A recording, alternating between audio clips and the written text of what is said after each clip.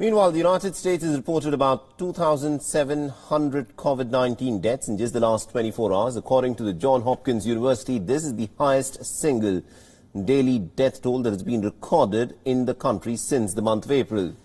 Now, more than 273,000 people have succumbed to the coronavirus in just the United States alone. And more than 195,000 COVID cases have been reported in the span of the last 24 hours. The country has also surpassed the grim milestone of 100,000 COVID-19 hospitalizations. The number has tripled since October 1st, making it a record high since the beginning of the pandemic. The healthcare system in the United States is struggling as facilities have begun to run out of space for new patients. New York Governor Andrew Cuomo has said that the first batch of 170,000 COVID-19 vaccine doses will arrive on the 15th of December.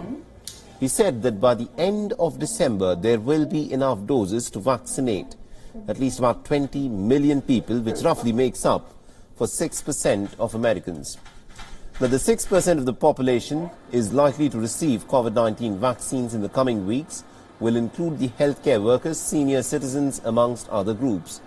The Cuomo criticized a data sharing agreement put forth by the government. He also expressed concern, saying the data of those receiving the vaccine could actually end up in the hands of the U.S. Immigration and Customs Enforcement. This could dissuade undocumented immigrants from taking the vaccine.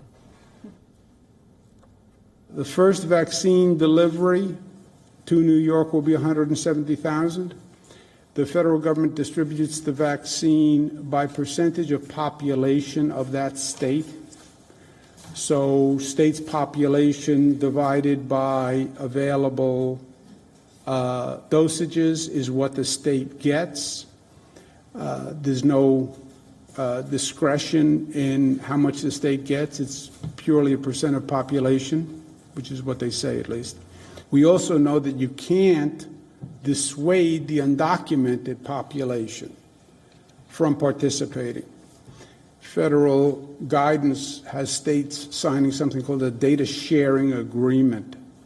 Federal government suggests we identify recipients by using Social Security number, passport number, or driver's license ID number.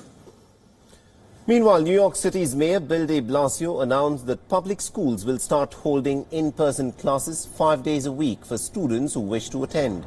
The schools will begin to reopen for in-person classes from the 7th of December again, starting with elementary schools. Now, the mayor has said that he hopes to reopen middle schools and high schools by early next year. We couldn't reopen schools without a facility like this.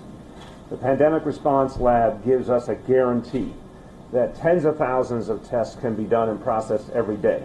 Remember, we're going to an unprecedented level of testing in the schools, once a week. Highest standard anywhere. Meanwhile, the head of the U.S. Center for Disease Control and Prevention has warned that the pandemic will pose the grimmest health crisis before a vaccine becomes widely available. Now, Robert Redfield has urged Americans to actually continue wearing face masks, avoid crowds, and practice good hand hygiene. Unfortunately, even though we get control of COVID, which I think we will by the third quarter of this year, the pandemic in the world is not going to be controlled for multiple years. And so we'll always have a global risk of reintroduction for susceptibles if they haven't been vaccinated.